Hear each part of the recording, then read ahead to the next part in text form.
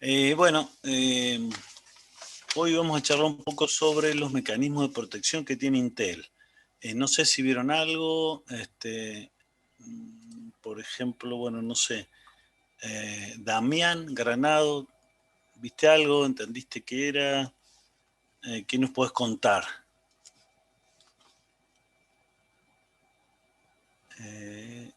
Puedes habilitar el mic si querés.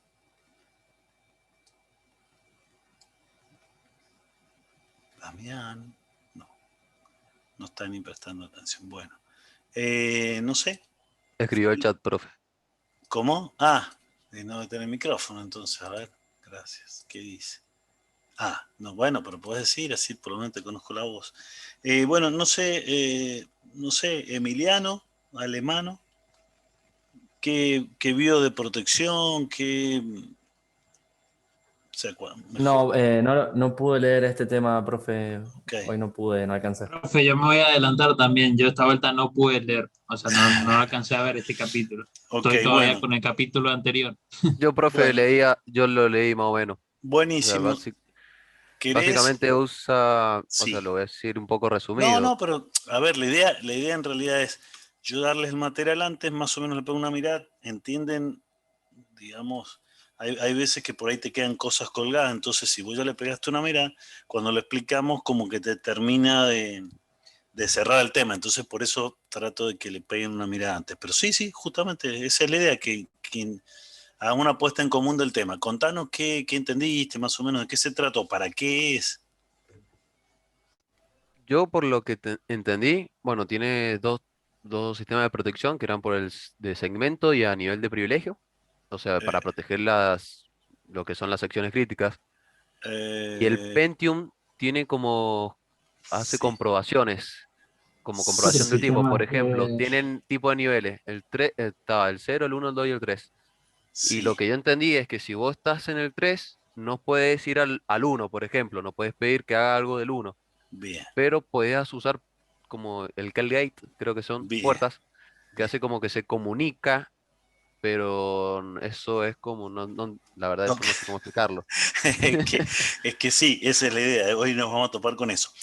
Sí, bastante bien, gracias, Agustín. Mira, eh, David, profe David. perdón, David, Agustín Agustín, quedó ahí. profe. Sí, Agustín. sí, no, Cállate no, vos. Agustín. No, que también justo Agustín estaba al lado tuyo y tenía el micrófono abierto. Cuando yo comparto algo en la pantalla me quedan los nombres muy chiquitos, entonces no lo puedo ver a todos. Eh, es como dice su compañero, en realidad Intel tiene siempre en modo protegido, en modo real no hay nada, en modo protegido hay algunos mecanismos de protección, tanto para segmentación como para paginación. ¿Sí? Lo que comentó su compañero de niveles es un mecanismo que hay en la parte de segmentación. Básicamente en segmentación hay tres mecanismos de protección. ¿Y para qué? ¿Y de qué nos protegemos? ¿Para qué son todos estos mecanismos de protección? ¿Por qué nos queremos proteger? ¿De quién? Básicamente para no afectar los programas o secciones propias del sistema con programas de usuario, por ejemplo. Claro, exactamente. Digamos, si yo por más que haga un programa y haga cualquier lío, no perjudique ni a otro programa de usuario, ni obviamente al sistema operativo, que también es otro programa. ¿Sí? De alguna manera para que queden aislados y no pueda hacer lío entre programas. En el peor de los casos, mi programa terminará con una excepción porque hizo algo o quiso hacer algo que no podía y chao. ¿Está bien? Profe, ¿Sí? una consulta. Yo Sí, estuve sí. viendo unos videos y encontré algo, lo vi como privilegios, no sé si es lo mismo, que eran los que tenía el kernel, que era el que tenía mayor privilegio, y las Eh, aplicaciones el menor privilegio. Sí, hay en segmentación hay tres tipos de protecciones. Una es por validación de tipo, otra validación de límite y base y otra nivel de privilegio. Exactamente. Esa que vos viste, esa protección es de nivel de privilegio y es lo que hablaba tu compañero de un call gay que no se entendía bien. Eso es lo que nos interesa a nosotros, profe, el nivel de privilegio, o los otros dos también. En realidad son todas validaciones que tienen. Las otras dos son mucho más sencillas, o sea, mucho más fáciles de entender. porque Yo lo que básicamente... entendí es que las aplicaciones, o sea, no podían llamar a ninguno de los registros que usaba el kernel, y bueno, y ahí es donde estaba la limitación, pero que lo usaba para paginar, para ir partiendo el programa, para cuando se busca en el disco o algo así. No, no. Me enrosqué entonces. Sí, Yo, sí, yo vi por lo que era el cambio de nivel de privilegio y cambio de pila, creo que era, que está el grafiquito. sí, ahora los vamos a ver. O sea, resumiendo un poquito, hay unos 3 mecanismos de protección a nivel segmentación y un par de mecanismos de protección a nivel paginación. Si es que está habilitada. Si no está habilitada, me quedo con los otros 3 nada más. ¿Está bien? A ver si lo veo acá. Ustedes están viendo el GOTSE. Bien.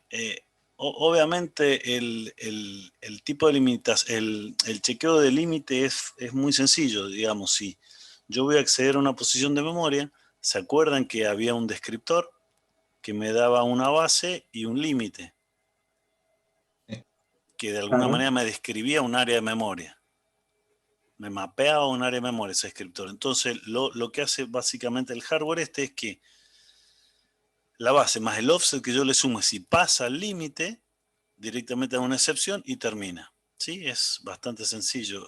A ver si, déjame que vea, teníamos el gráfico de segmentación. Básicamente es esto, ¿sí?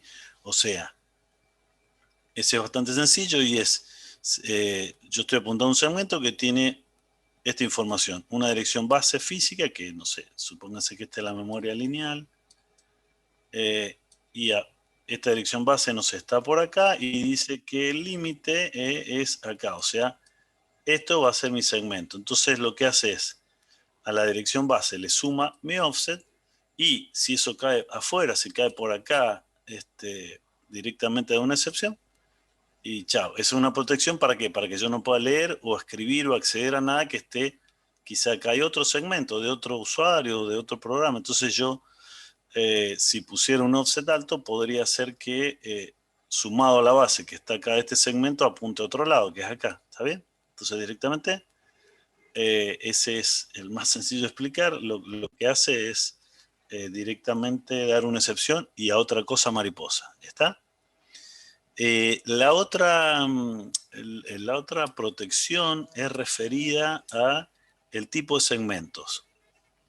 Y adelanto por donde estaba. Básicamente tengo segmentos de 2 tipos, de código y de datos. ¿Sí? Cuando el code segment apunta a un segmento, en la tabla de descriptores hay un campo que se llama tipo, que son unos bits básicamente, ¿sí? Esperen que acepto quién vino. ¿Dónde está? Acá. Aceptar. Admitir. Bien. Tanto para los segmentos de datos, el segmento extra, el segmento de pila, todos esos, sí o sí tengo que tener el bit 11 en 0. Si no lo tengo en 0, me va a dar un error. ¿Por qué? Porque está con... O sea, si está en 1, por ejemplo, me va a decir o va a creer que es un segmento de datos, pero yo estoy intentando acceder a un segmento de código. ¿Está?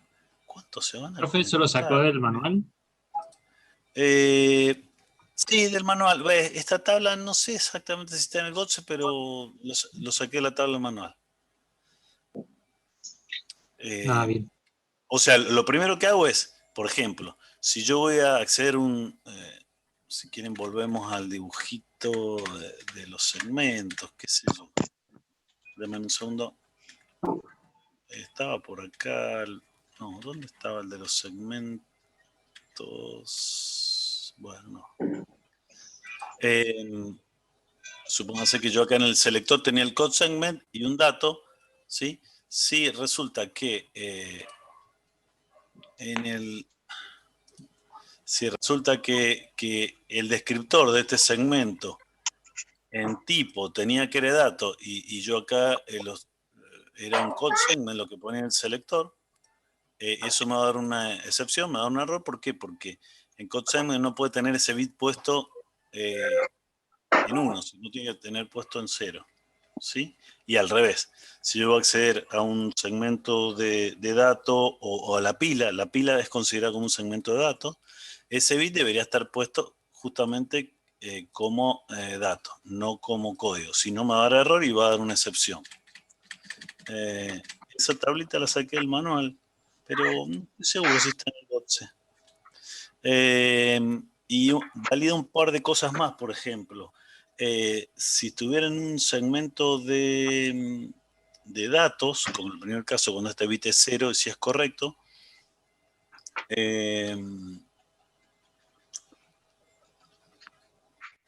si va a ser un segmento de pila, por ejemplo, sí o sí debería ser lectura-escritura, o sea, debería tener el bit de write en 1, o sea, ¿por qué? Porque si está en 0 es solo lectura, entonces la pila yo siempre hago push y pop, entonces eso también me daría una excepción, o sea, si yo quiero direccionar un segmento de pila, tiene que estar tanto el bit 11, que me dice que es tipo de segmento en 0, y el bit de escritura también en 0.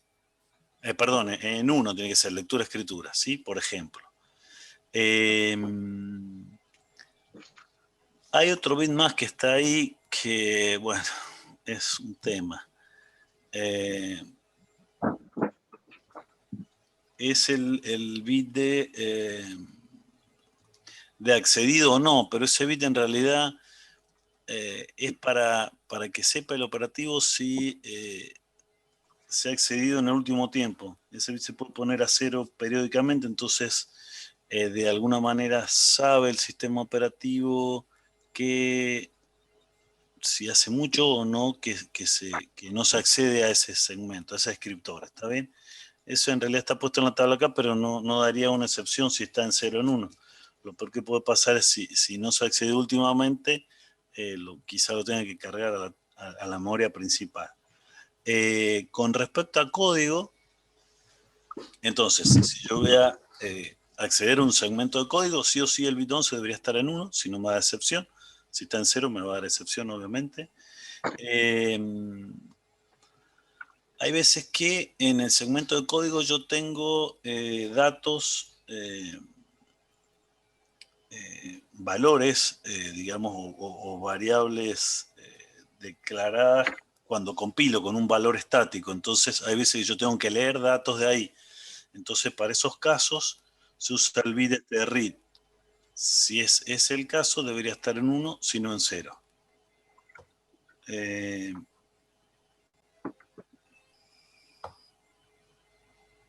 Si es solo lectura, debería estar el R en 0. Bien, el bit de accedido tiene la misma función que para el otro tipo de segmento de datos, ¿sí? Si está en 1 es que se accedió, si está en 0 es desde la última que puso todo a 0 no se ha accedido. Básicamente eso no daría una excepción. Y finalmente tiene algo que se llama un bit conformante. No sé si alguien leyó algo de eso, si entendió. No, yo no lo leí. ¿Qué fue? ¿No leyó o no entendió? No leí. No, que no lo leí. Ah, bien. Es feriado Yo mañana, lo leí, profe. profe, pero no lo entendí bien. Sí, mañana es feriado. ¿Por qué, chicos? Usted. Que mañana se va a poner. Bien, bueno. El tema conformante tiene que ver y con el otro mecanismo de protección que tiene segmentación, que es por nivel de privilegio. De alguna manera, poniendo un bit a cada uno, yo podría exceptuarme de hacer algunas validaciones de niveles de privilegio. Obviamente este mecanismo lo busqué en el manual, no encontré más información, pero aparentemente este bit de conforming está puesto, me parece que, o lo poco que encontré, porque no encontré, como les digo, mucha información, por compatibilidad para atrás hacia el 82-86, que tenía un modo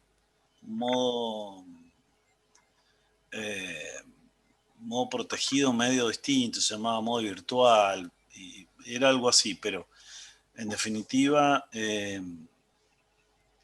esta forma de cambiar de nivel de privilegio con ese bit en 1 no es de lo mejor.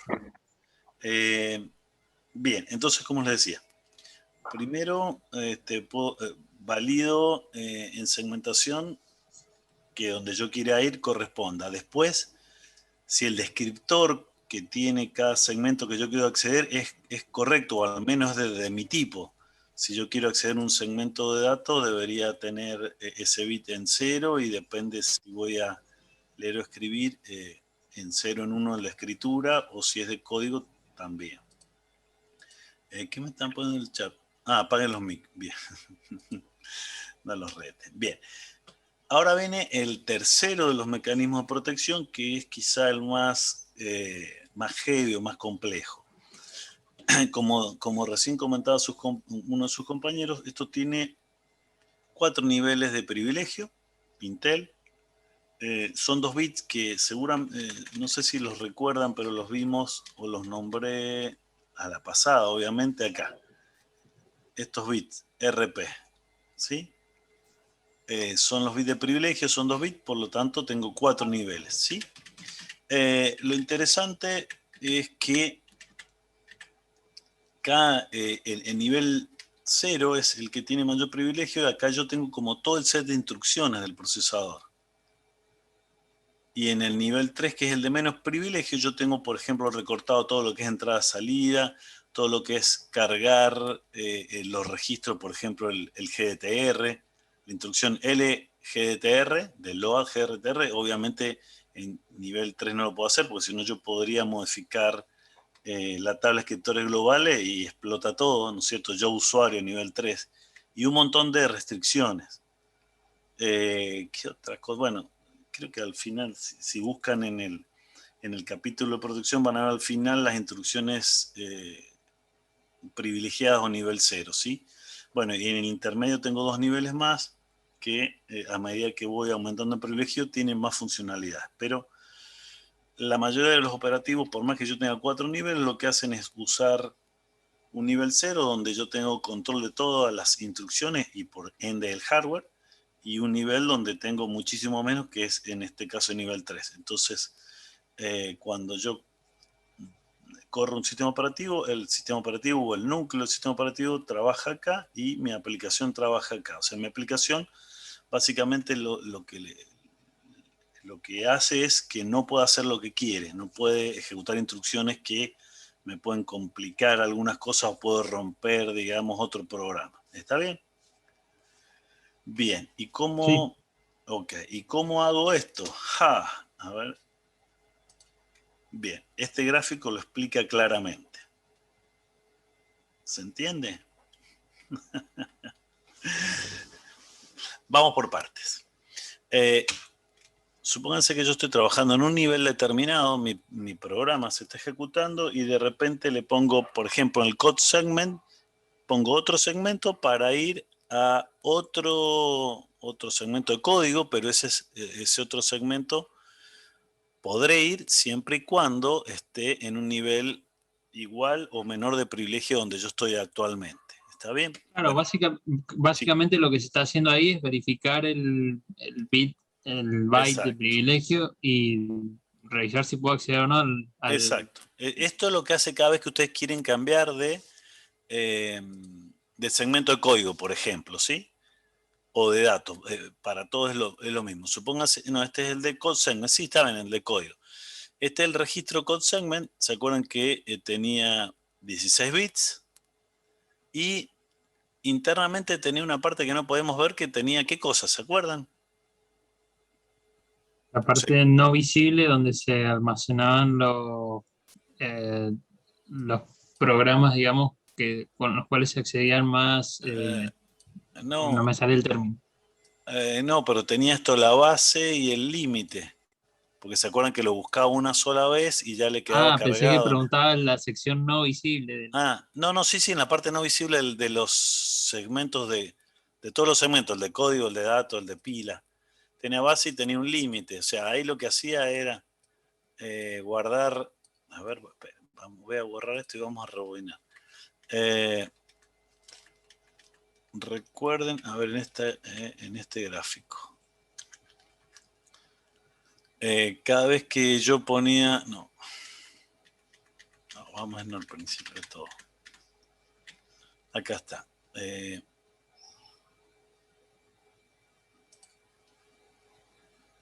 Ahí está. No, este no es tampoco. Antes de esto, donde están todos los registros. Yo tenía todos los registros de segmentos, el code segment, data segment, etcétera, etcétera. Y cada vez que yo accedía a un descriptor, que está acá en la memoria principal, acá, ¿sí? Lo que hacía era, acá tenía antes de acceder a la dirección, tenía que hacer un acceso para obtener el descriptor.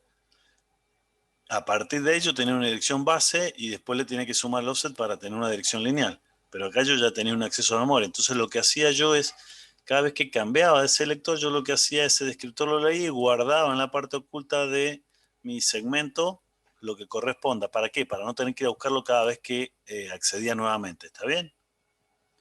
Por eso les decía que yo las cosas que guardaba dentro de la parte oculta de los segmentos el de código, el de datos, el de pila, todo, guardaba al menos la base del límite y los permisos, ¿sí? O sea, copiaba de alguna manera el descriptor en la parte oculta de cada segmento, ¿sí?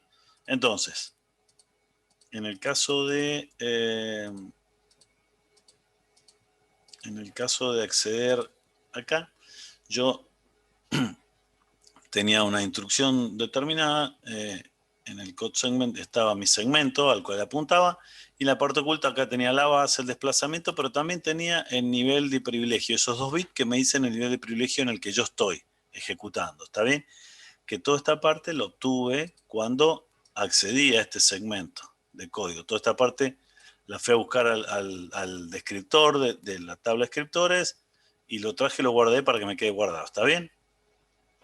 El nivel que yo estoy ejecutando actualmente se llama Current Privilege Level o nivel de privilegio actual, y lo tengo en la parte oculta de mi descriptor, ¿sí? Si ahora yo quiero cambiar y quiero ir a otro segmento de código, por ejemplo, yo lo que voy a hacer voy a poner un valor nuevo en el segmento de código. Entonces lo pongo acá en estos 16 bits del selector, ¿sí? De esos 16 bits, los últimos 2 bits son el nivel de privilegio al cual yo quiero ir, o el que yo estoy pidiendo para ir a este segmento que tiene este nivel de privilegio. ¿Está bien? Por eso se llama Request Privilege Level, ¿sí? Por otro lado, o sea, yo acá puse, digamos, estos 16 bits en el selector. Entonces, ¿eso qué va a hacer? Va a ir a la tabla de descriptores con estos... déjenme que saque el cartelito. Ahí está. Con estos 13 bits, estos 13 bits más altos, accedo a la tabla de escriptores y voy a obtener un selector determinado, ¿sí? Que acuérdense que tenía 8 bytes y tiene toda esta información. Y esto también tenía 2 bits más, que era el nivel de privilegio del descriptor. ¿Se entiende?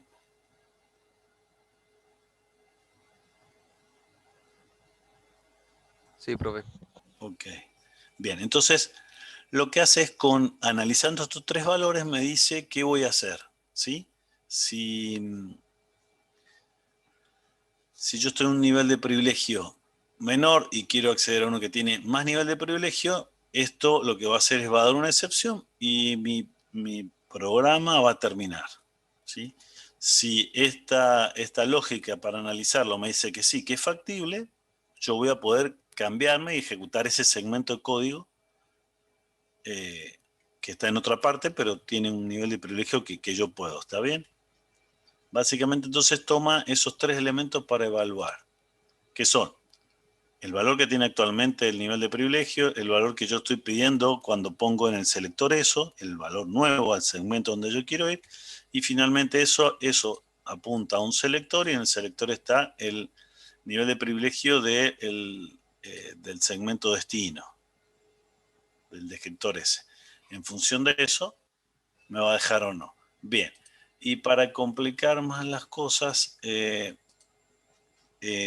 los niveles más bajos numéricamente tienen más prioridad o son más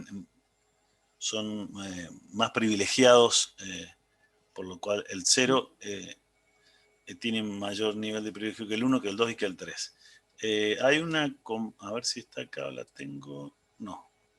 Hay acá una, a ver si está acá, en Intel, ustedes estaban viendo esto, ¿no es cierto? Bueno, es un poco lo que le expliqué, hay un par de ejemplos ahí y cuál es válido y cuál no. Y básicamente lo que cumplen es esto, ¿sí? La comparación o la lógica que lleva esa cajita es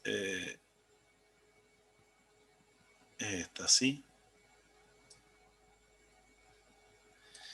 El mayor entre el nivel de privilegio actual y el requerido debería ser menor o igual que el del destino. Si no se cumple eso, chao. Pero eso numéricamente, ¿sí? Y acá hay un par de ejemplos, Por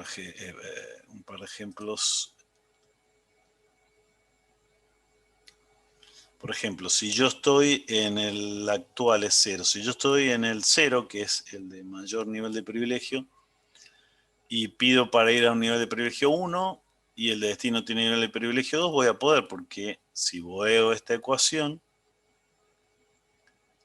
el mayor entre el actual y el requerido, el actual era 0 y el requerido 1, es 1, es menor o igual que 2, que es el nivel de privilegio destino, ¿sí? Que es lógico, si yo estoy en un nivel Básicamente siempre, o sea, eh, ¿cómo es? El destino el que lo define, básicamente. Si es válido o Claro, no.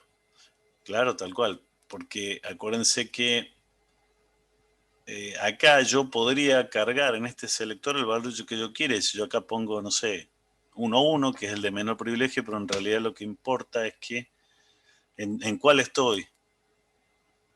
Entonces, lo que importa es a cuál quiero ir, que es el destino, exactamente. Bien. Entonces, lo que va a pasar es que no me va a dejar ir. De hecho, si yo estoy, no sé, yo estoy ejecutando algo en nivel 3 y quiero ejecutar algo en 2, en 1 o en 0, me va a dar un error y no va a poder. ¿Está? Sí. Sí, Bien. profe. Pero ahora viene la pregunta del millón. ¿Cuánto tiempo queda? Esperen antes de seguir.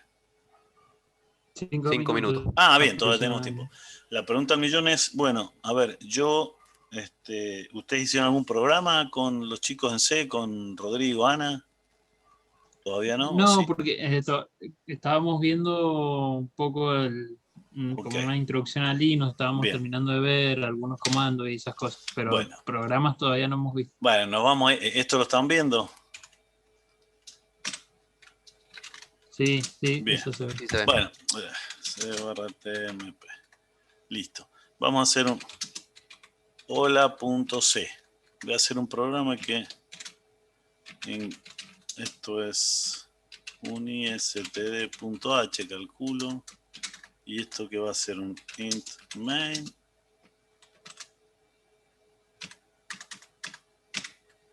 Y acá voy a hacer un return Le 0. faltó la T, profe. Sí, lo vi, gracias. Y int main. Y acá voy a hacer un printf hola mundo. Cierro esto, punto y coma, y me voy a poner un enter. Enter y ahí está. Hice un programa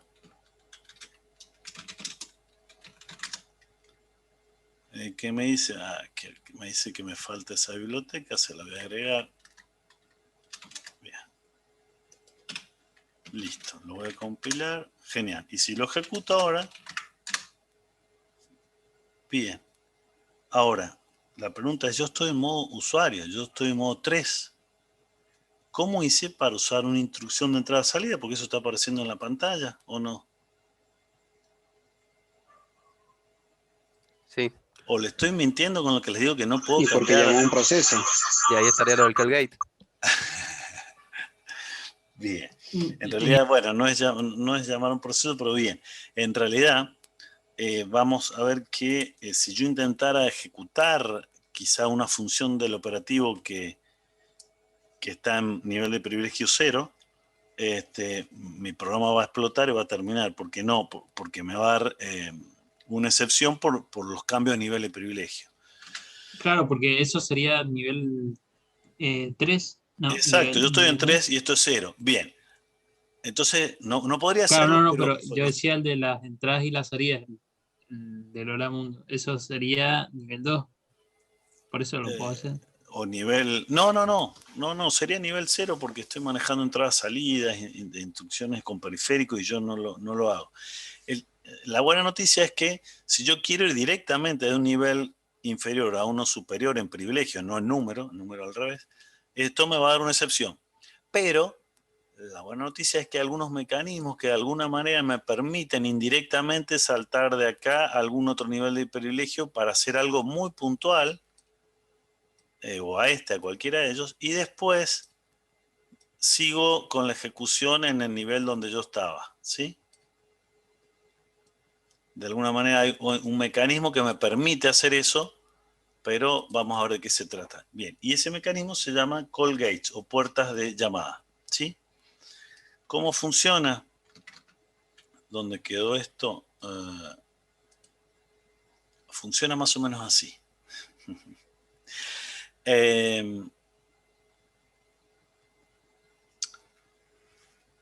Yo lo que hago es, en vez de apuntar en mi selector a un segmento al que no puedo ir, lo que apunto es a un descriptor de un call gate, ¿sí? Los call gate o los descriptores de call gate están en la tabla de descriptores, ¿sí? Y tengo descriptores de distintos segmentos y de repente tengo uno que se llama descriptor de puerta, ¿sí?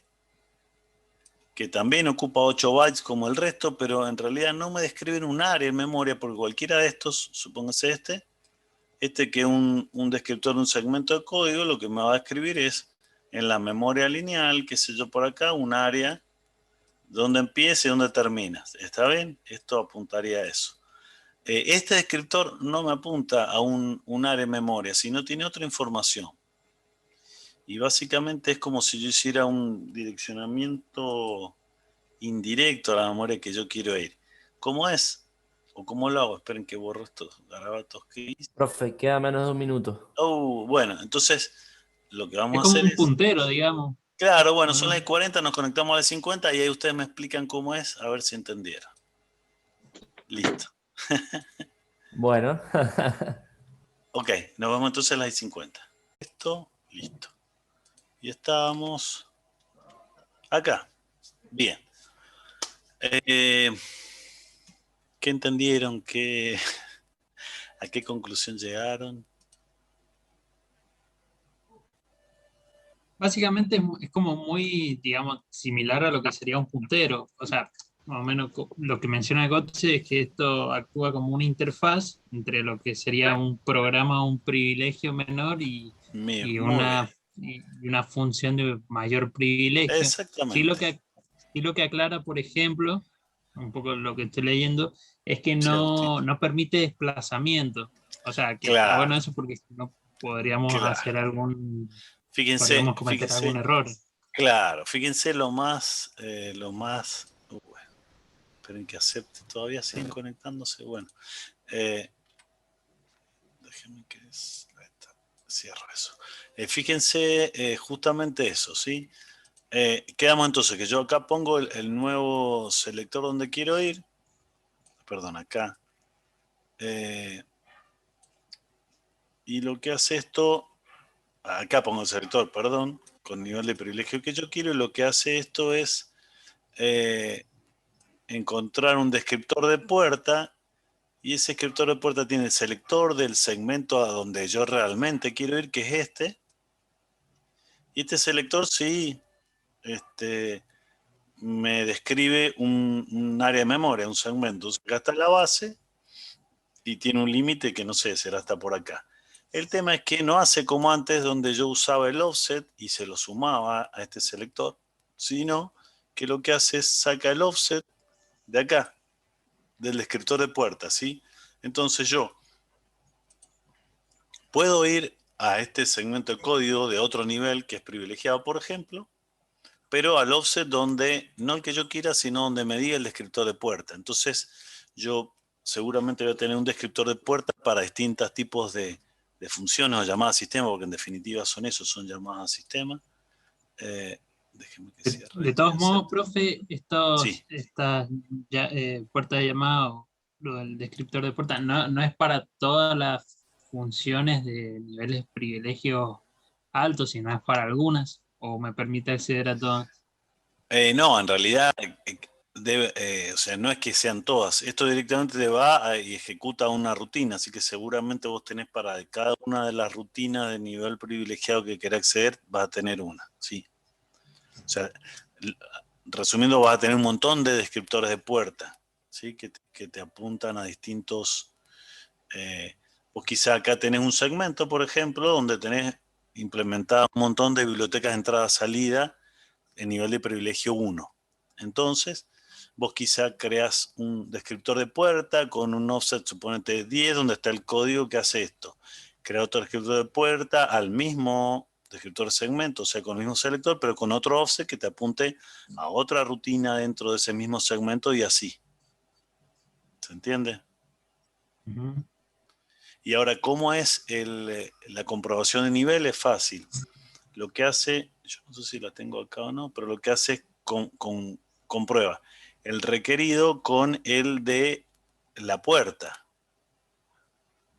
¿sí? No con el de el segmento donde yo quiero ir.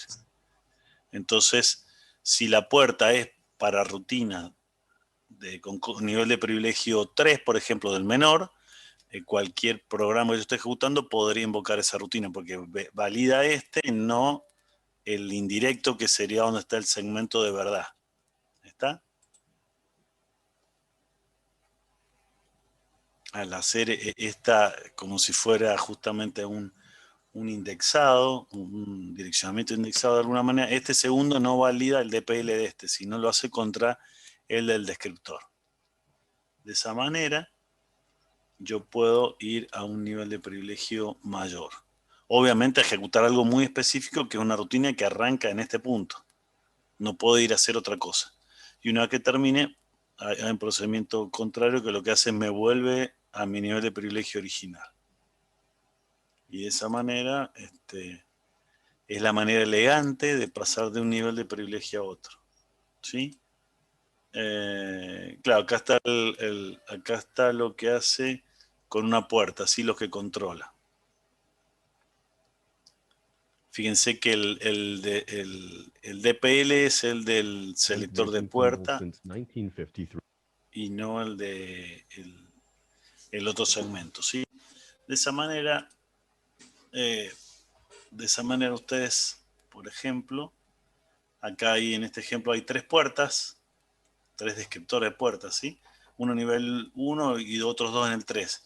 Yo, por ejemplo, si estoy ejecutando código en nivel 3, yo podría invocar a través de esta puerta código que está en el nivel 1.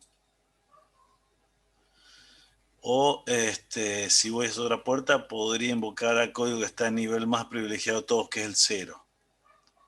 Lo que no podría hacer, por ejemplo, es desde mi código que está en nivel 3 ir a la puerta que está en este. No podría porque el DPL de esta es 1 y yo acá estoy en 3. ¿Sí? Entonces ahí estoy frito. Pero sí, por ejemplo, podría, si estoy ejecutando código de nivel 1, podría ejecutar, o código de nivel 2, podría ejecutar una puerta que está en un nivel 2 o menor privilegio, o sea 3, ejecutar y después esto me lleva al código que está en un nivel de privilegio mayor. ¿Se entiende? ¿Me siguen? Sí. De igual manera, esta puerta que está en el nivel 1, yo solo podría ejecutarlo desde este código, obviamente desde este código, pero no tiene sentido de este código ejecutar una puerta que está abajo para que me llegue al mismo nivel. Directamente acá sí podría ejecutar o cambiar de código, de segmento de código, sin utilizar puerta, porque yo me estoy moviendo en código que está en el mismo nivel de privilegio. Pero por ejemplo estoy acá, ejecuto esta puerta y me lleva a ejecutar código de nivel más privilegiado, que es el 1. ¿Ahí está? Bien. Ese es el tercero de los mecanismos de protección que tiene Intel en segmentación. ¿Sí? ¿Se entendió esto hasta acá? ¿Qué viene? Bien, hasta ahí. ¿Se entendió eso? Sí, profe. Sí, profe. Ok, genial. Sí, Bien. profe. Lo que vamos a ver ahora es un par de mecanismos más que son bastante sencillos, que son de paginación si es que la tuviera habilitada. ¿Sí? Y básicamente, ¿cómo es que le llama? ¿Cómo es que le llama a Don Gotze? Ya les digo.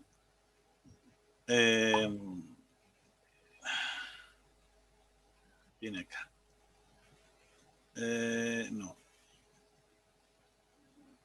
A donde arranca, ahí están las puertas, explica las puertas. Ven, ese básicamente es el dibujo que puse ahí. Después de esto, acá está, ahí está. Tiene dos mecanismos de protección a la paginación. Uno es la restricción del dominio direccionable y la otra es de un chequeo de tipo. Y básicamente lo que hace es tanto ¿se acuerdan la entrada de las tablas de directorio, de la página de directorio, como las tablas de página? ¿Se acuerdan esto? Esto es paginación. Les rebobino para contarles dónde estaban. Son estas, ¿sí? Esta es un ejemplo de una vez que tengo la memoria lineal, yo lo tengo que llevar a la memoria física que está paginada. Entonces, tenía una entrada a la tabla, una entrada a la directorio de página y una entrada a la tabla de página. ¿Qué cosas tiene acá adentro? Además de tener la base de la tabla de página y esta es la base del marco, tiene otras cosas, que son justamente estas. Estas, ¿sí? Tiene un bit que me dice si esa página es de usuario o de sistema. Otro bit si me dice si es lectura o lectura-escritura. Tanto la entrada en la directorio de página como la entrada en la tabla de página. Tiene el bit que es de usuario o sistema y la lectura-escritura. Si es lectura o escritura o solo lectura. Si yo estoy ejecutando una instrucción o un dato de aplicación nivel 3, esto va a estar en usuario y no podría acceder a segmentos que tengan un nivel de privilegio mayor. Y después, por otro lado, o sea, me restringe a que pueda ejecutar o acceder al direccionamiento solo en nivel de privilegio menor. Y después este otro bit en ambos me sirve, por ejemplo, si es escritura y yo estoy accediendo a un segmento de código donde el código es solo lectura, esto también me va a dar una protección por tipo y me va a dar un error. ¿Sí? Esto es para validar que esté bien a donde yo intento acceder. Es más o menos como las protecciones de tipo que le había mostrado en la segmentación, que chequeaba esos bits. Bueno, lo que hace paginación, chequea si es de sistema el descriptor o es de usuario. O sea, esto debería corresponderse con los descriptores que yo tengo. Y lectura o lectura de escritura se corresponde con el tipo de segmento, si es de código o es de datos. Y básicamente eso es todo lo que tenemos con protección. ¿Sí? Bien, nos queda un tema más de arquitectura, que es el último. No sé si lo vieron, si alguien lo leyó, que es multitarea, multitasking. No, profe, ese capítulo sinceramente no ha llegado todavía. Se suicidaron antes de terminar este. Bien. Exactamente. Ok, bueno, vamos a ver muy poquito de multitarea. En realidad vamos a ver el soporte hardware que tenemos, porque después cuando veamos sistema operativo vamos a verlo desde otro punto de vista. Básicamente, tanto el manual de Intel como GOTS plantean que yo tengo soporte para cambiar los registros internos del procesador rápidamente. ¿Y eso para qué? Y si yo quiero intercambiar entre tareas. El concepto de multitarea es, supónganse que yo tengo un procesador y tengo varios programas. Si los quiero hacer que trabajen a la vez, deberían estar en la memoria principal. ¿Está? En realidad, como tengo una sola ALU, una sola CPU, no pueden trabajar a la vez. Van a tratar de trabajar pseudo en paralelo o casi a la vez, o nosotros creemos que a la vez, pero no es a la vez. O sea, en un momento determinado se va a estar ejecutando un programa u otro, pero no pueden los dos a la vez porque se mezclaría, digamos. ¿Qué le pongo al contador de programa? ¿Qué tienen los registros internos? No podría mezclar los programas para que se ejecuten a la vez. Obviamente, a no ser que tenga un procesador con varios núcleos, pero ese es otro tema. Estamos hablando que tenemos un solo núcleo, como hemos visto esta arquitectura, y vamos a poner varios procesadores en la memoria principal. Ya vimos acá con el tema de protección que no podrían superponerse, que no podría hacer uno lío con respecto del otro, y lo vamos a ir ejecutando, ¿sí? Y lo vamos a ir ejecutando periódicamente, o sea, normalmente eso se llama tiempo compartido, donde yo le doy la CPU o una tarea por un tiempo determinado.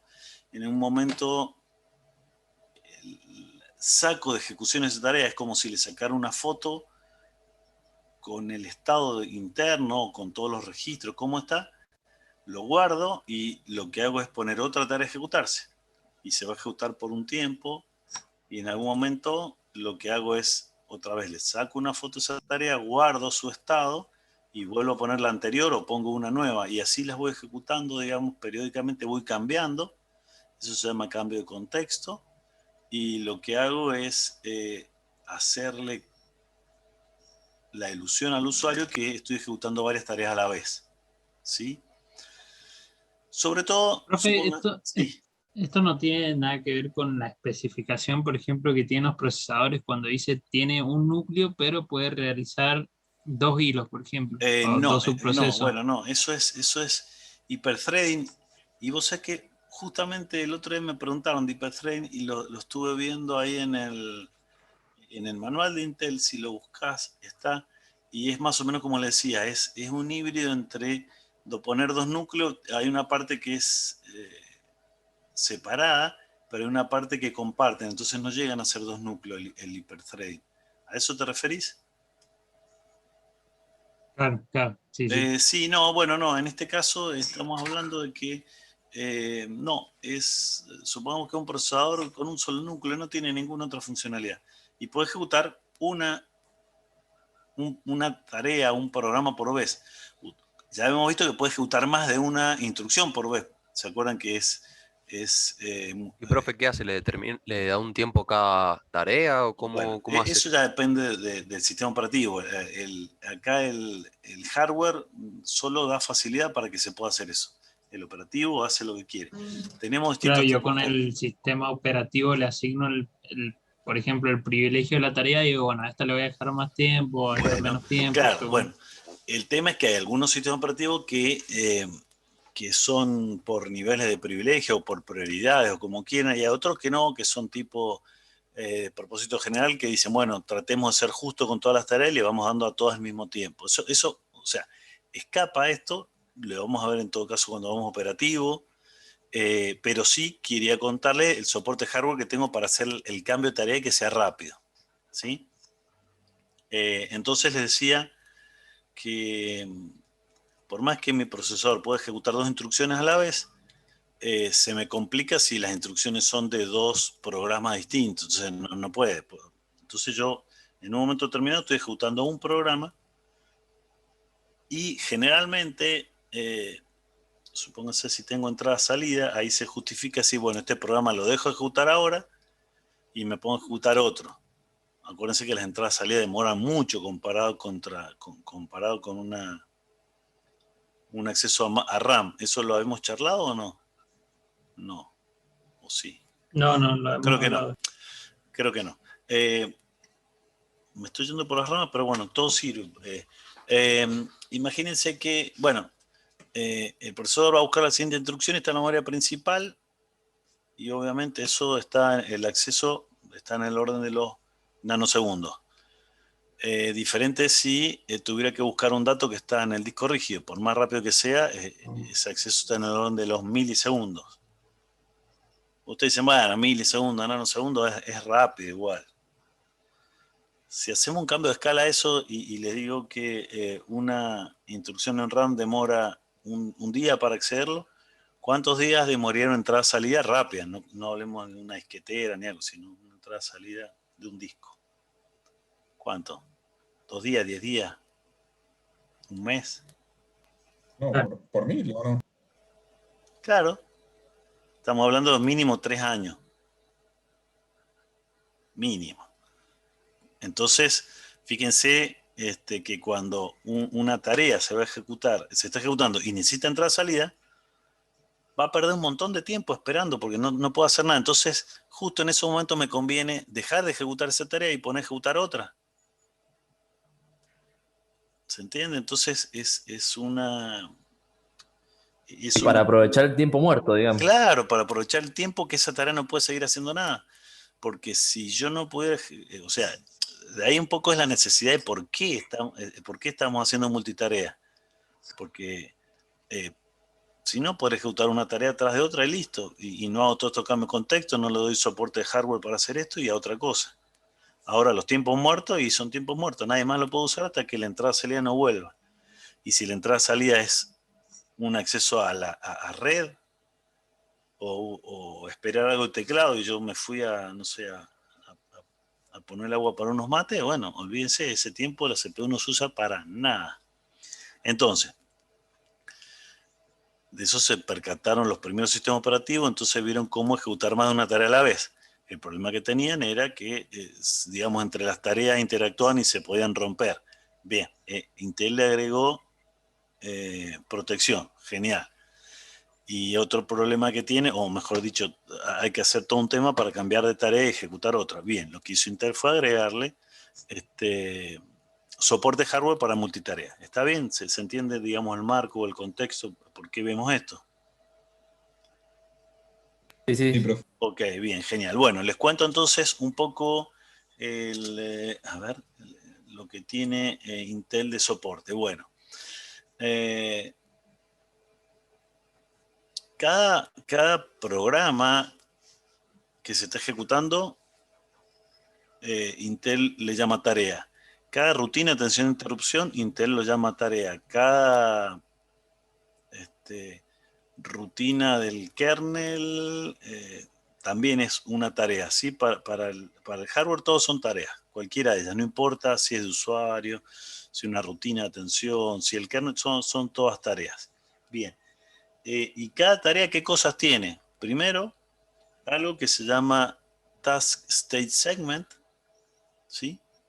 Que es un área de memoria, es como si fueran, ¿se acuerdan que en la memoria principal yo tengo un segmento de código, un segmento de pila, un segmento de datos? Bueno, cada tarea tiene una porción pequeñita de memoria que tiene un segmento con el estado de la tarea. ¿Qué cosas tiene acá adentro Esto está en la memoria principal y las cosas que tiene adentro son los valores o guarda la foto que yo saqué. ¿Qué valor tenía en ese momento el contador de programa? ¿Qué valor tenía el registro AX? ¿Qué valor tenía el code segment? ¿Qué valor tenía el data segment? Todo eso lo guarda ahí. ¿Está bien? Eso es como un temporal de Se guarda un temporal de lo que se estaba usando para después volverlo a llamar. Exacto, porque... Es como en los Sí, microcontroladores antes de llamar a la interrupción o a una rutina determinada. sí, claro, la diferencia es que cuando vos llamás a una rutina, vos almacenás el valor de los registros y después llamás a la rutina. El tema es que cuando vos estás ejecutando tu tarea, vos no sabes en qué momento te van a sacar el uso de la CPU. Entonces, vos usuario no podés hacer eso, porque si no tendrías que hacer una instrucción, grabar el estado. Otra instrucción, grabar el estado por las dudas para ver en qué momento te sacan la CPU. ¿Sí? Eso lo hace, digamos, Claro. lo hace el operativo con ayuda de hardware. Pero sí, en definitiva, vos estás sacando una foto y acá adentro se guarda el estado de cada tarea. O sea, cada tarea tiene un task state segment, que es un segmento de memoria que tiene 100 bytes, 104 bytes creo que es, exactamente, y se guardan todos los registros internos y algunas cositas más. Bien. ¿Cómo encuentro ese segmento de estado de la tarea en la memoria RAM? O en la memoria lineal, hablemos. Yo tengo un registro en el procesador que se llama Task Register de 16 bits. Que eso tiene el valor de un descriptor de Task State Segment que está en la tabla de descriptores globales que apunta a ese estado. O sea, resumiendo, cada una de las tareas que yo ejecute va a tener un descriptor, en vez de un descriptor como si fuera un descriptor de distintos segmentos de memoria, va a tener un descriptor de Task State Segment. ¿Sí? Y si yo quiero cambiar de tarea, lo que tengo que hacer es cargar en el Task Register el nuevo descriptor de tarea que quiero acceder. ¿Se ubican? ¿Qué cosa tiene adentro este Task Segment? Bueno, son los registros internos. Déjenme que saque esto. Ahí está. Los registros internos, por ejemplo, obviamente, contador de programas, ya está. Este Extended Instruction Pointer, todos los segmentos, call segment, data segment, stack segment, todos los segmentos, o sea, los va guardando, o cuando saca una foto, guarda ahí el estado de todos los registros internos, de todos los registros SI, todos los extendidos de X, X a X. ¿Qué otra cosa guarda? Guarda la tabla de escriptores locales, si tuviera el valor que tenía esos 16 bits de la tabla de escriptores locales. ¿Se acuerdan que cada tarea podía tener una tabla de escriptores globales? Bueno. Y guarda lo que se llama backlink, que ya lo vamos a ver también. Que básicamente acá guarda una tarea anterior si es que quiero volver a esa. ¿Se entiende? Entonces, que es parecido a los descriptores que habíamos visto de código de datos. Bueno, este es un descriptor de estado, de segmento de estado de tarea, ¿sí? Y tiene, como siempre, una dirección base, base y el límite, ¿sí? De todas maneras, cuando va a acceder a una nueva tarea, valida que el límite sean 104 bytes, creo que son todas, tienen el mismo tamaño, ¿sí? Este descriptor está puesto en la tabla de descriptores globales y es uno por cada tarea, ¿sí? Acá básicamente está puesto esto. El registro, les decía que hay un registro, este es un registro del procesador, el TR, que tiene 16 bits. Esto básicamente lo que hace es apuntar a la tabla de descriptores globales a un descriptor. Este descriptor es el que les acabo de mostrar recién, se llama descriptor de Task State Segment y me describe una dirección base, un límite que está puesta en la memoria principal, este pedacito de la memoria principal, y acá tiene el todos los registros que habíamos visto recién almacenados, ¿sí? Igualmente, el registro TR tiene una parte oculta donde una vez que yo tengo una tarea, ya la base de límite lo deja puesto acá para no tener que ir a buscarlo nuevo cada vez que quiero acceder al Task State Segment, ¿sí? ¿Cuándo accedo al Task State Segment? ¿Cuándo accedo a este?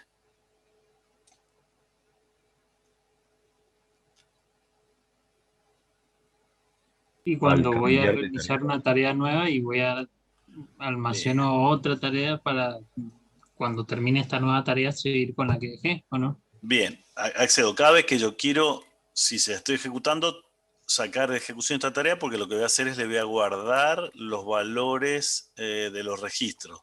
O cada vez que no se está ejecutando, le quiero ejecutar de nuevo porque yo quiero leer de este task state segment los valores de los registros y ponerlos en los registros. Exactamente.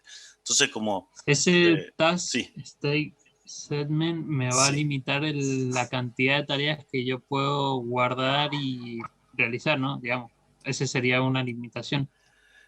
Cada O tarea sea, tiene se un puede. task state segment y tienen 100 bytes, creo. En principio podrías tener, no sé, esto mapea 4 GB, así que podés tener, no sé, un montón. Bien, bien. Ahí entendí mal. Bien. Cada uno de estos está acá adentro, acá. O sea, cada uno tiene adentro todo esto, ¿sí? Bien. Ahí les muestro cómo, por ejemplo, yo haría un cambio de tarea, ¿sí? Supónganse que yo tengo el registro de tareas, el task register.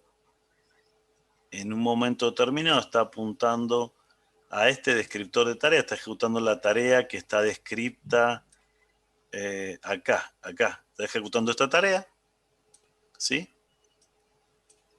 Entonces, acá tiene todos los valores que tuvo en su momento. En un momento en que yo quiero cambiar de tarea, una de las formas es haciendo un jump y poniendo el offset un selector de otra tarea.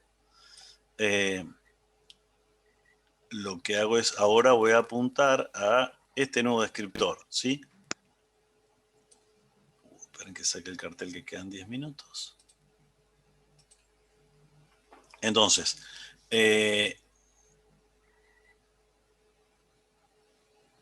lo que hago es, antes de cambiar de tarea, estos son los registros internos del procesador, lo que tengo acá arriba a la derecha.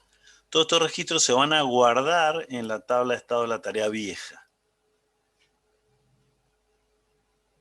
O sea, ese es el primer paso que hago antes de cambiar. Después apunto a la nueva tarea que ahora va a ser esta. Y esta está descripta en este Task State Segment y lo que hace es, en vez de grabarse, sino directamente los valores de acá pasan al procesador, a los registros internos del procesador. Esas instrucciones de copiar todos los registros del procesador a un Task State Segment y todos los Task State Segment copiarse al procesador, lo hace Intel directamente. Yo no tengo que programar nada, ¿sí? ¿Me siguen? Estos registros, profe, dijo que estaban en la parte global de los segmentos. Estos task state segment. Los task state segment, los descriptores están en la tabla global. Fíjate, esta es la tabla global. Yo por cada tarea va a tener una entrada de un descriptor de un task state segment. ¿Sí? O sea, yo estaba haciendo, no sé, mi tarea 1. Entonces tenía el selector en el registro de tareas, en el task register, tenía en su momento un selector que apuntaba al descriptor de esta tarea.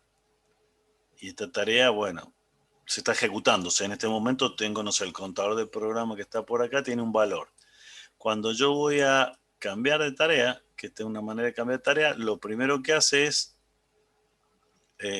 antes de cambiar el registro, lo que hace es, esto está descrito y marca una porción de memoria. Lo que hace es directamente todos los valores del registro interno del procesador se copian esa tarea y a continuación se cambia el TR por el nuevo eso apunta a un descriptor que ahora ya no es el de abajo, sino es el de arriba, y eso direcciona un espacio en la memoria lineal que es el nuevo task state segment de la nueva tarea, y lo que hace Intel es leer todos estos valores y ponerlo en el procesador.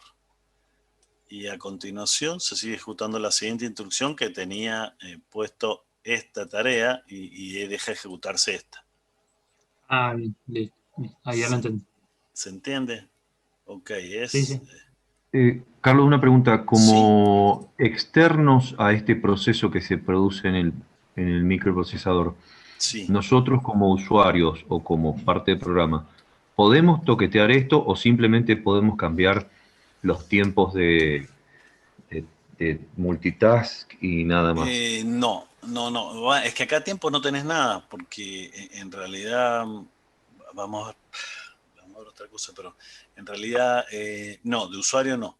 No podemos cambiar nada y estos saltos directos se pueden hacer, pero obviamente con un nivel de privilegio alto. Entonces, esto tampoco lo podría hacer, ¿sí?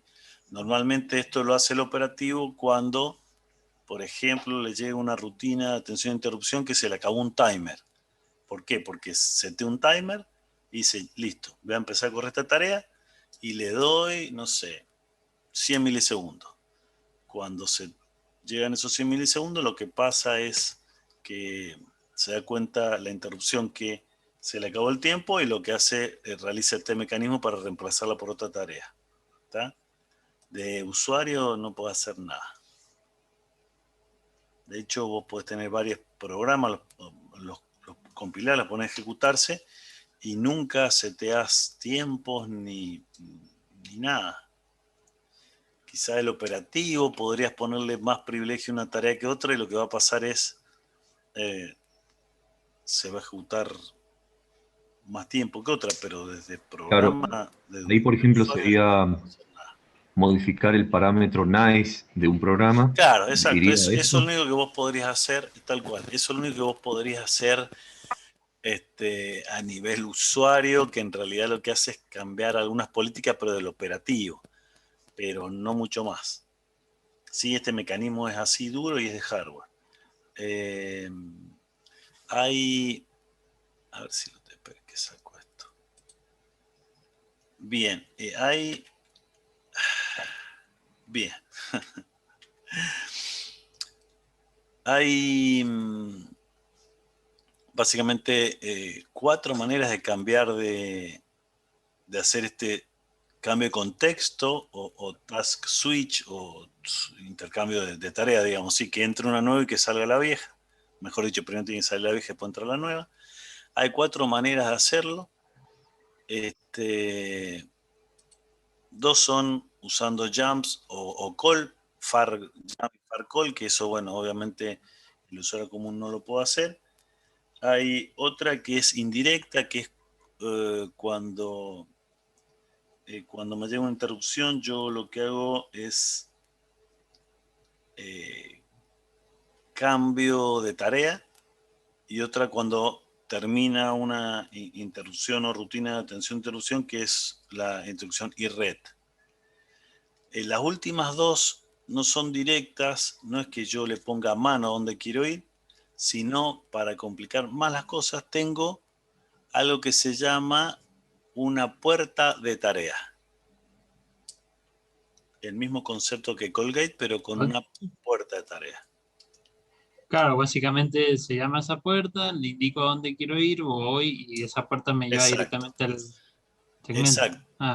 Esas son así, ¿para qué? Para yo usuario común, no tener... no tengo ni idea cuál es la rutina que se tiene que ejecutar, por ejemplo, cuando llega una interrupción, entonces lo que hago es pongo una puerta que se encargue de decir cuál es la tarea, porque básicamente lo que hace me va a decir cuál es la nueva tarea que se tiene que ejecutar, ¿sí? Y creo que están acá, no sé si lo dejé acá, cuando vemos, bueno, creo que esto es tarde. Acá estaban las instrucciones privilegiadas, ¿se acuerdan cuando hablamos recién de los niveles de privilegio? Fíjense que cualquier cosa que cargue los registros globales, o el LTR, esto carga en el registro LTR, esto es nivel privilegiado, por lo tanto es ese call que vimos recién, que cargado en el TR no lo puedo hacer si no estoy en modo privilegiado, por eso un usuario común no lo puedo hacer. Bueno, tengo varias instrucciones entrada-salida, in, out, por lo tanto no podría hacer los printf, eso que hacía. Pero bueno, eso es porque me quedé en ese lugar. Lo que quería mostrarle era en el capítulo 7 cuando habla de 5, perdón, cuando habla de multitarea. Básicamente después les cuenta las 4 alternativas que tengo para cambiar de tareas. Profe, ¿esas 4 alternativas depende del tipo de tarea a la que yo voy a cambiar? O sea, ¿siempre están las 4 posibilidades o de qué depende eso? Vos decías, en el nivel usuario no tenés ninguna posibilidad de cambiar de tarea. No, ya sé, digo, a nivel de privilegio, ¿no? Pero ¿por qué hay 4 alternativas? No, porque digamos un poco depende de dónde venga. Suponete, cada vez que llega una interrupción como esto está vectorizado, lo que tiene que saltar a ejecutar es una rutina de atención a interrupción. Entonces, eso es un cambio de tarea, porque te estaba ejecutando una tarea, tenés que dejar de ejecutar esa tarea y saltar a una rutina. Eso lo haces a través de una puerta, ¿sí? Ese sería por ejemplo. Profe, queda un minuto. Bien, este sería el tercer caso, ¿sí? Cuando hay interrupciones. Otro caso sería cuando tu tarea, por ejemplo, hace una entrada-salida, que se la pide el operativo, y decís, bueno, esto va a demorar un montón, entonces vos, operativo, forzás a que cambie. Esos serían cualquiera de los 2 primeros casos. Y el último es cuando termino la rutina de atención e interrupción. Bueno, nos conectamos a las 40, ¿les parece? Bueno. Dale, perfecto. Ok, listo.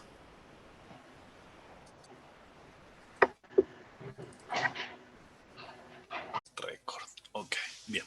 Bueno, estábamos entonces rebobinando un poquito.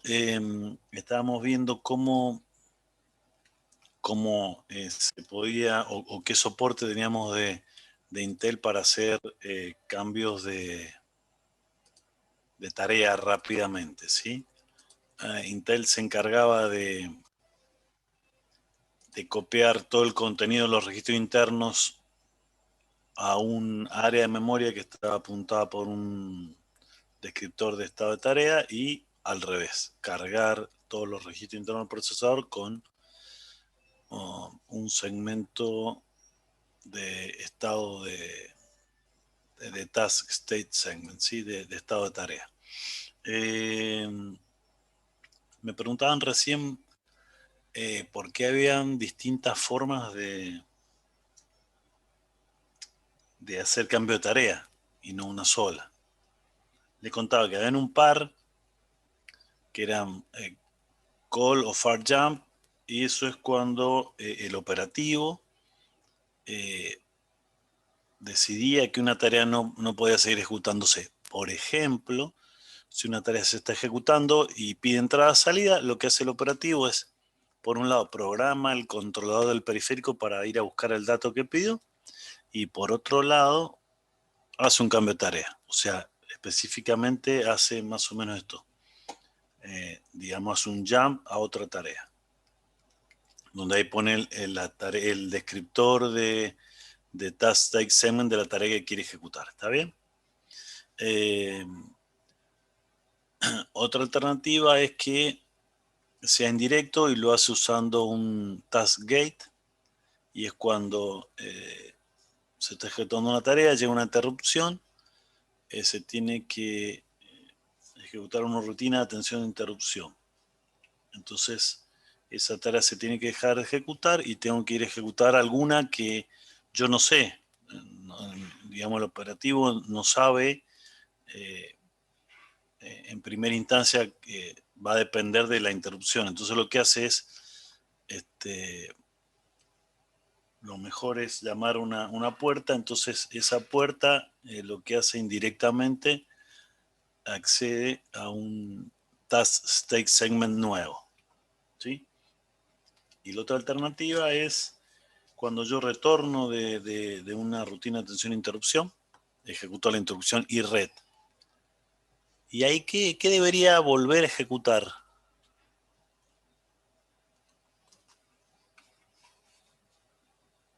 La tarea que estaba ejecutando antes. Y perdón, profe, ¿lo puede volver a repetir? Sí. En el último de los casos, digamos, cuando a ver si lo tenía acá, cuando las enumeré. No, acá no. Claro, estos eran los 4 casos, digamos. Los 2 primeros es donde el operativo decide que una tarea, no sé, va a ser entrada-salida, entonces usando un call o un jump decide cambiar. Cuando hay una interrupción,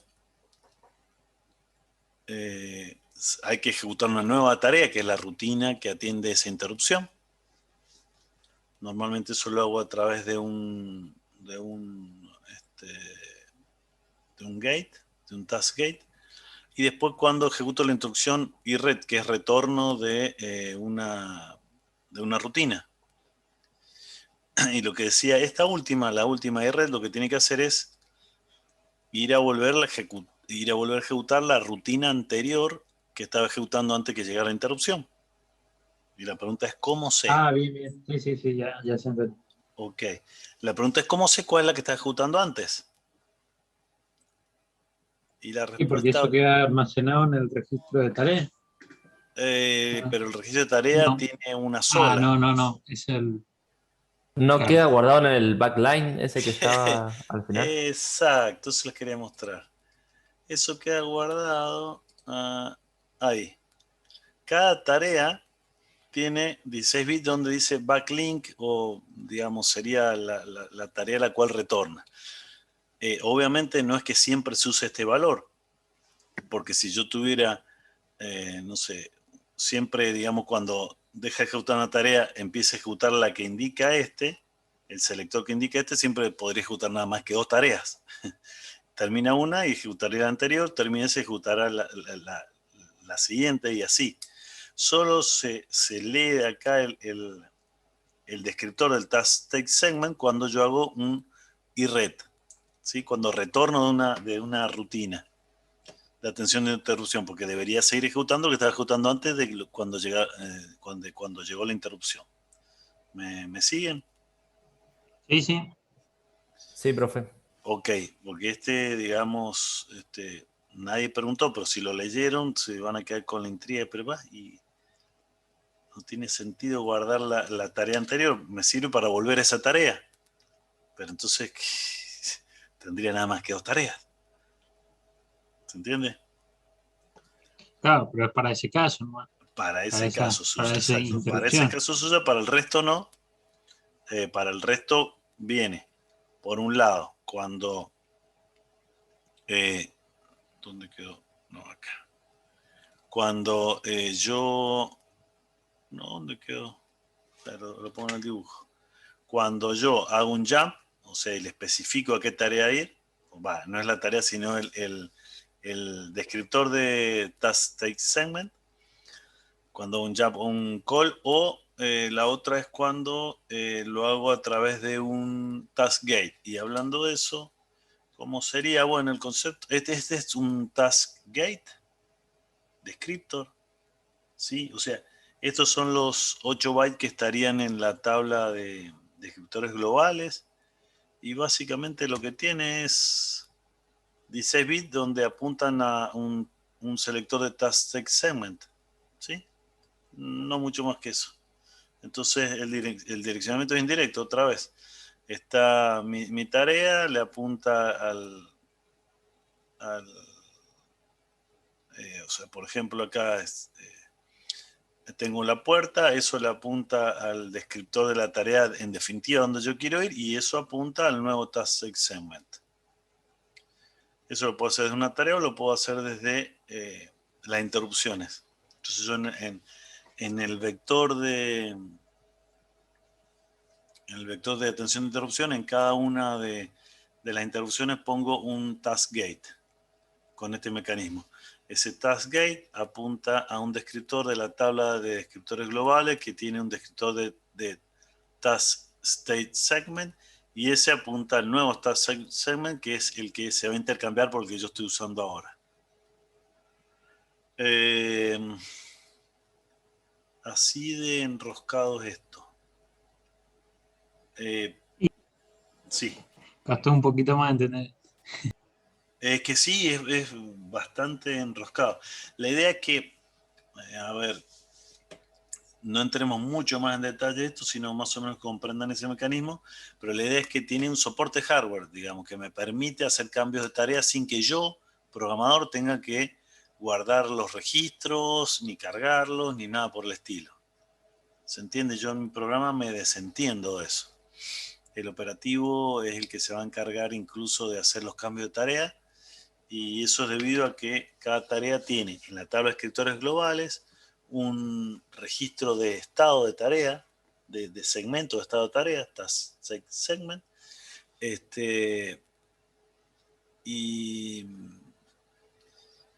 digamos, cuando cambio el task register, lo que hace es automáticamente mover los datos de los registros internos a esa posición de memoria o esa área de memoria, para respaldar o para sacar una foto de lo que estaba haciendo antes, y inmediatamente cuando cambia por el nuevo, lo que hace es de ese área de memoria que tiene el estado de esa nueva tarea, el task segment de esa nueva tarea, lo que hace es enviárselo a los registros internos del procesador. De eso nosotros ni nos preocupamos porque lo hace transparentemente el hardware.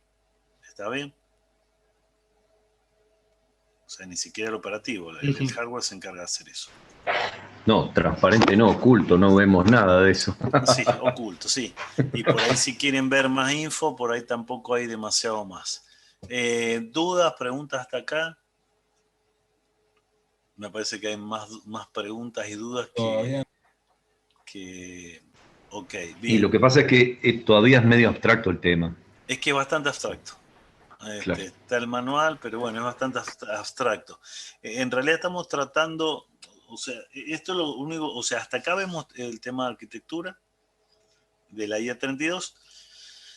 Ya a partir de la clase que viene, el martes, arrancamos con sistema operativo, que es un poco más de alto nivel, y de alguna manera vemos cómo usa estas cosas, pero nada más, no entramos en los detalles de los bits, de los registros, de los descriptores, de las tablas de descriptores locales, globales, no sé, la segmentación de la paginación. Eso no lo vemos, lo usamos de alguna manera. El operativo se encarga de eso y nosotros no lo vemos más, ¿sí? Pero bueno, como electrónico y como tema que es un contenido mínimo, tenía que darlo. Entonces, bueno, traté de hacerlo lo más light posible. Si quieren interiorizarse más, bienvenidos. Está el libro Intel que estaba viendo, tiene como 800 hojas el libro. Esta es la versión vieja, que esta se las voy a subir, que tiene solo la IA32. Y chusmeando acá, recién encontré lo que les hablábamos de hiperthreading, ¿sí? Que me preguntaban, que yo les decía fue un paso intermedio hasta los procesadores con más de un núcleo, porque básicamente tienen repetido, esto lo encontré ahí, pero bueno, no va, es a título informativo. Tienen duplicada alguna parte de la estructura de los procesadores, el procesamiento lógico, pero después la máquina de ejecución es única y lo comparten las dos arquitecturas de procesador lógico, ¿sí? Y comparten también el bus, y cada procesador lógico tiene su APIC. Eso básicamente es la estructura de un procesador con hiperthreading. O sea, es un poco más que un procesador IA32 como vimos, si no tiene más hardware, pero no llega a estar duplicado. ¿Está? Eso respondiendo un poco porque el otro día también habían preguntado algo de eso. Bien. Esto es off the record, no tiene que ver con lo que vimos hoy. Bueno, este es el manual, este se los voy a subir, este es el que habla solo de IA32. El que está en el sitio de Intel habla de IA32 y de IA64. Entonces, en cada parte donde vean protección, van a ver todo lo de IA32, después lo que le agrega IA64. Cuando vean multitarea van a ver lo mismo. Entonces, me parece que es más difícil encontrarlo ahí. Este manual es un poco más viejo, pero tiene nada más que el IA32. Y este, claro, es bastante más viejo, el 2003. Se los voy a... Calculo que no tiene tema de copyright. Bueno, me fijo. Si no, se los subo un link donde lo puedan descargar y yo no conozco el dueño de ese link. Bien. Una consulta, profe. Sí, señor. Con lo que hemos estado viendo de los videos, a ver, como para saber hasta qué alcance tenemos para estudiar para la evaluación, con lo que hemos estado charlando y se ha tratado en los videos, Sí. estaríamos completos, o sea, porque Sí. como usted dice, el libro es muy extenso. No, si te pones a ver el manual, olvídate, no terminas más, Nicolás.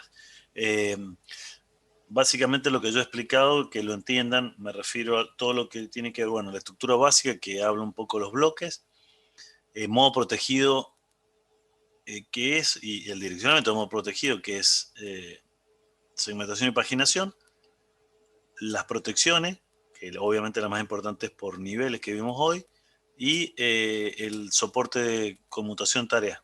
Y hasta ahí llegamos. O sea, sí, respondiendo eso, viendo los videos, quizá entendiendo bien lo que expliqué, por ahí, quizá con las limitaciones de tiempo y de que es virtual, por ahí cuesta un poco más explicar y comprenderlo, pero bueno, esos son los temas que tomamos y los que damos. No más que eso. Bien, perfecto, sí. Así que le subo esto y lo que voy a hacer es, la semana que viene arrancamos sistema operativo.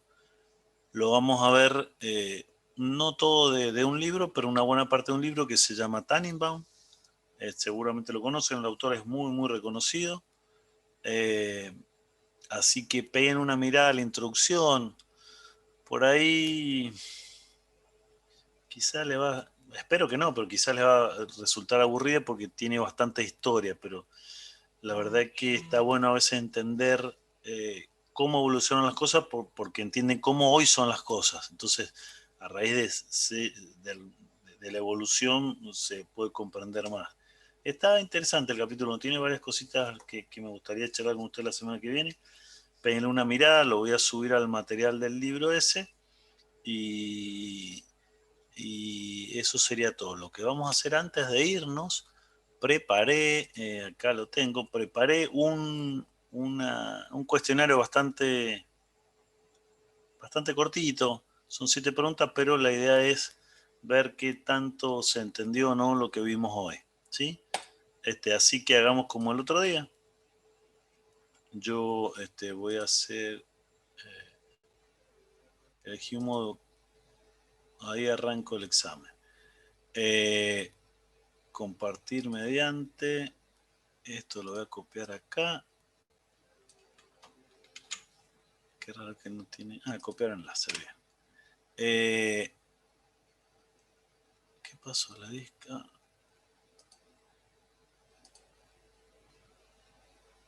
Continuar. Creo que le di escape y me fui. Ahí está, a ver. Copiar enlace. Se los voy a copiar en Zoom. Acá en el chat.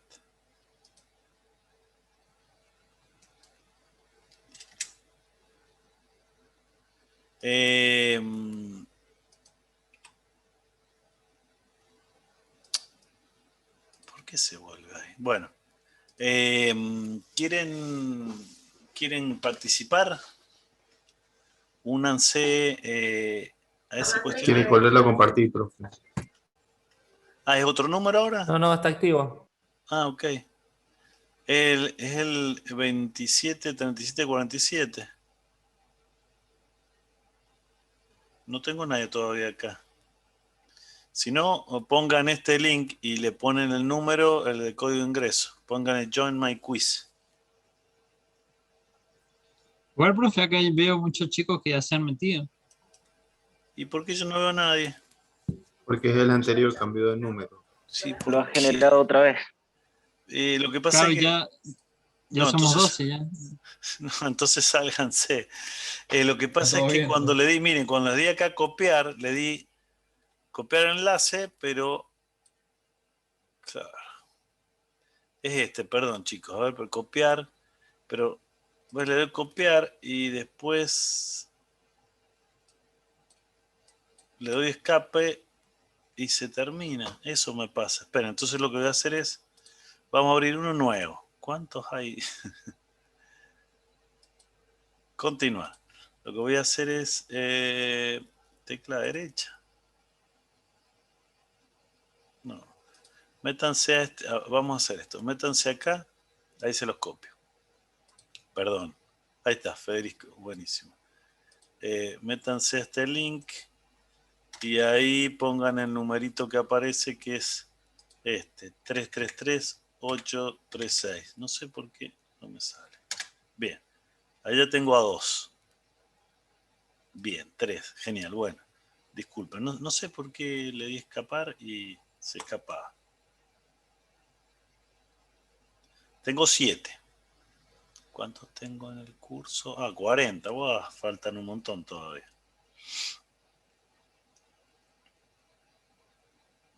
Genial.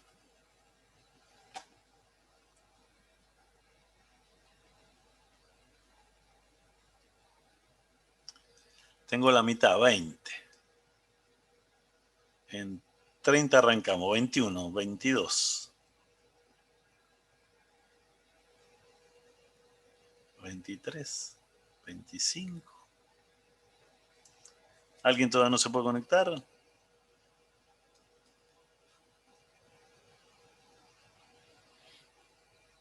Bien.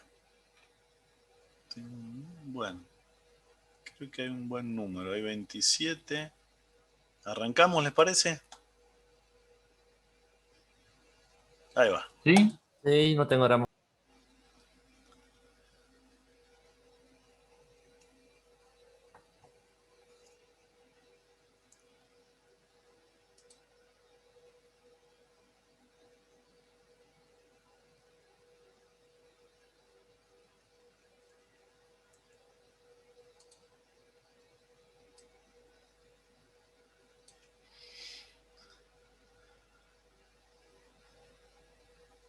Mm.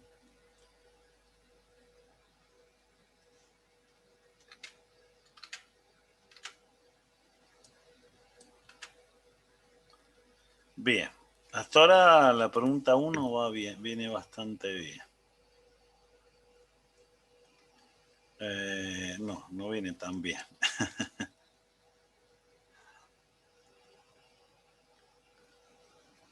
Bien, Julián y Leo ahí están, picaron en punta.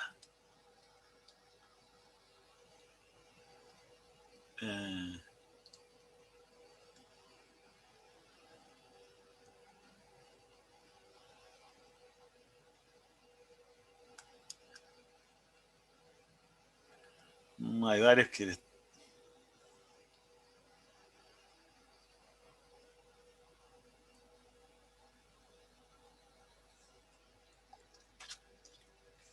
Bien, Julián, Federico, Damián están ahí.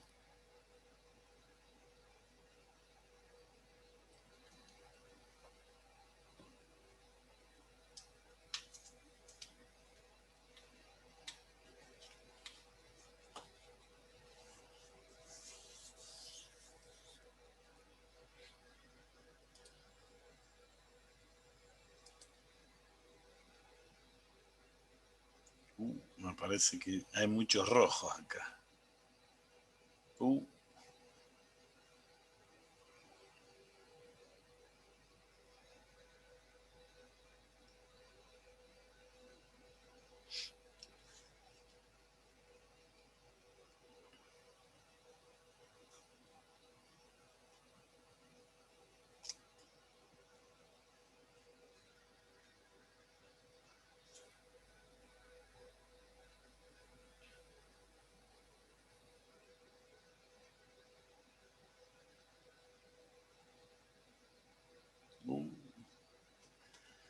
Hoy somos todos independientes, me parece.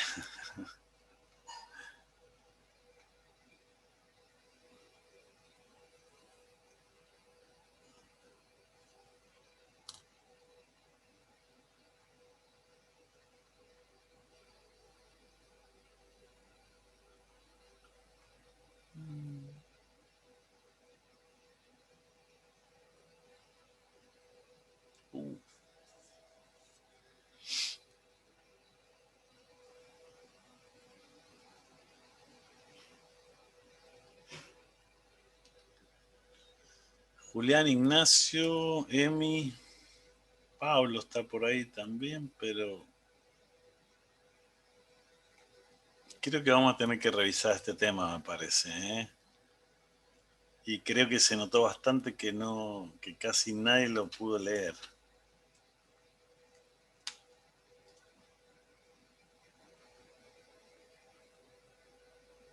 Bien.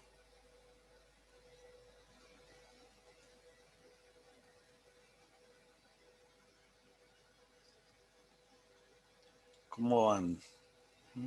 Queda poquito.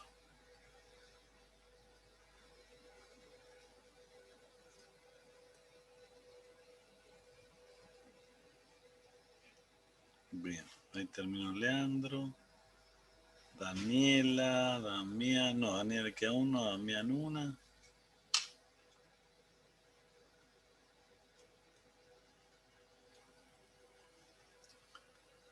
Bien.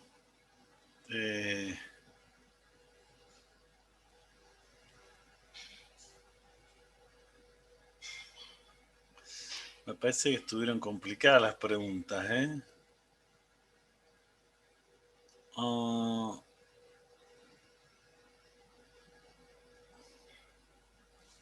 bueno.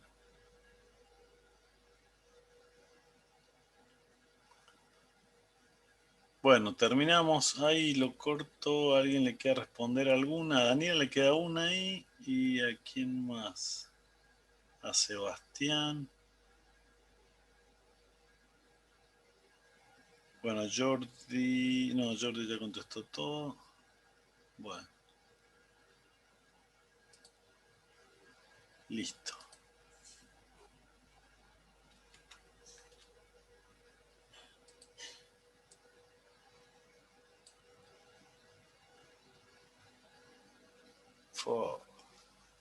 No lo pude capturar. Bueno,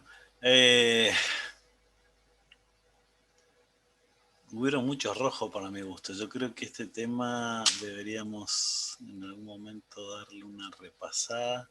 Lo que podemos hacer, si les parece, la clase de introducción de operativo es bastante light, me refiero, no tiene temas profundos para analizar, porque es un poco la historia, la evolución y ese tipo de cosas. Entonces, si les parece, lo que podemos hacer es dedicarle un ratito la clase que viene a repasar algunos de estos temas, ¿sí? Bueno, profe. Bueno, Ok, Bueno, profe, no hay problema. ok, bueno, entonces... Carlos, Sí, una pregunta. sí, Leonardo. ¿No hay una manera de hacer como recién hablamos con Alexis, la posibilidad de hacer como un gran diagrama en bloques de todo esto? Porque en realidad estos son secuencias de lección y de direccionamiento y de modos. Sí. Para tener una mirada general de cómo funciona todo, en vez de verlo por bloques chiquitos, ¿no habrá un diagrama O sea masivo de que todo esto? yo no he encontrado nada más integrador. En realidad, lo más, por ejemplo, aparte de direccionamiento, hay un diagrama que básicamente incluye todo, pero solo direccionamiento. El resto no he encontrado nada. He mirado en el manual, en un par de manuales de Intel, bueno, el libro de Gotze, que en realidad es bastante más profundo. Nosotros lo tocamos medio por arriba algunos temas, porque, digamos, si no, habría que dedicarle bastante más tiempo. Y bueno, si lo lees el manual entero, ahí te va a quedar clarito, pero no he encontrado ninguna otra documentación por ahí que esté más digerido, más hecho tipo diagrama. Eso no he encontrado nada. Y hablando de eso, el otro día uno de ustedes me ofreció que tiene un video que hablaba del direccionamiento de modo protegido. ¿Se acuerdan que tenía un link de un video que estaba bueno o algo así?